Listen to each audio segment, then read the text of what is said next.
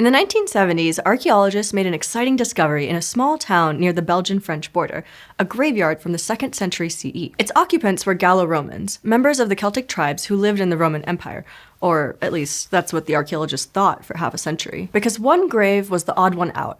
Instead of cremated remains, there was an actual skeleton inside it, and scientists recently realized that only its skull was Gallo-Roman. The rest of the body is thousands of years older and made up of at least 7 different people. Someone, at some point in history, went through a bunch of effort to put together this particular puzzle.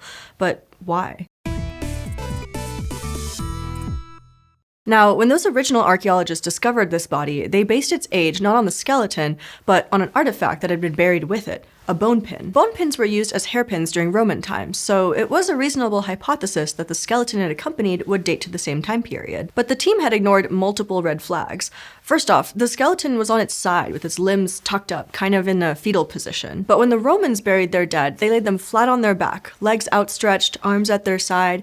This curled up position was reminiscent of a much older burial practice in that area. A second red flag was that just looking at the bones, you can see that some of them don't quite match up. Some looked much younger than others, and some of the vertebrae didn't quite fit together. So nearly 50 years later, a 2019 study finally brought in good old radiocarbon dating to get a clearer picture. Radiocarbon dating is a way to figure out how long ago something died by looking at a particular type of carbon, carbon-14. Like all living things, we're constantly absorbing carbon into our bodies as we go about our daily lives, and the vast majority of it is in a stable form called carbon-12. However, we also absorb a teeny tiny bit of the much rarer and radioactive carbon-14. Every 5,730 years, half of the carbon-14 atoms decay and break apart. That decay keeps happening after we're dead, but being dead, we're no longer replenishing our supply. So by comparing the amount of carbon-14 to the amount of carbon-12, you can figure out how long something has been dead. In the case of this Gallo-Roman cemetery, carbon dating confirmed that the 76 cremated graves were indeed from Roman times, but it also revealed many of that single skeleton's bones were thousands of years too old to be Roman. So a 2024 study took an even closer look with more radiocarbon dating and DNA analysis,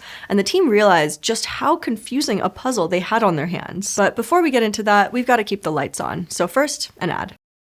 Thanks to Brilliant for supporting this SciShow video. Brilliant is an online learning platform that helps you build knowledge through interactive lessons. And those lessons are created by people who know a thing or two about the topic and about creating lessons, like an award-winning team of teachers, researchers, and professionals from Stanford, MIT, Caltech, Microsoft, Google, and other very impressive places. But instead of memorizing the information these people throw at you, Brilliant helps build your critical thinking skills through problem solving.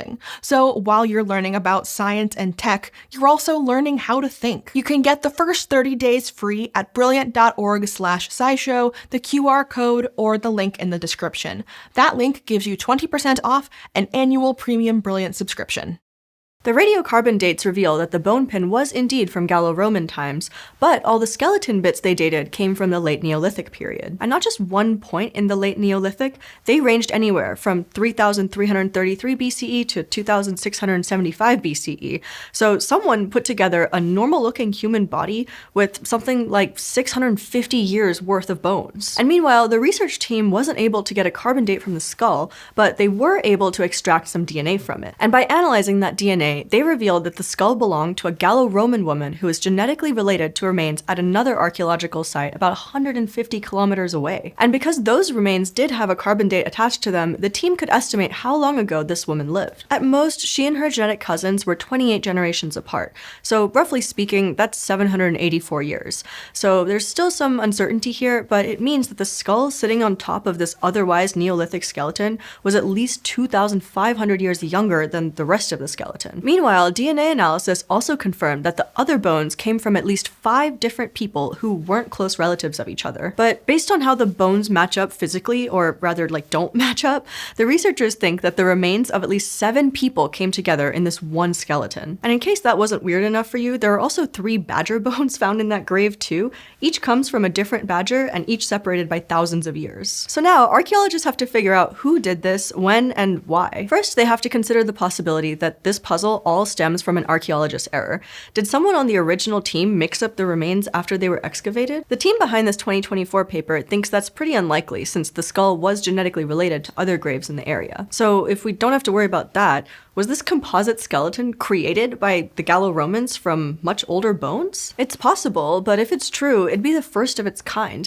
And then why didn't the Gallo-Romans lay the skeleton out like they would the rest of their bodies? Why the even more vintage fetal position? So the more likely scenario is that the composite skeleton was created during Neolithic times and then disturbed by the Gallo-Romans millennia later. Archaeologists do have a few other examples of ancient composite skeletons, although they're not as old as this one and usually only feature a few different people's remains, not 7. Still, they can draw comparisons and speculate as to the why of it all.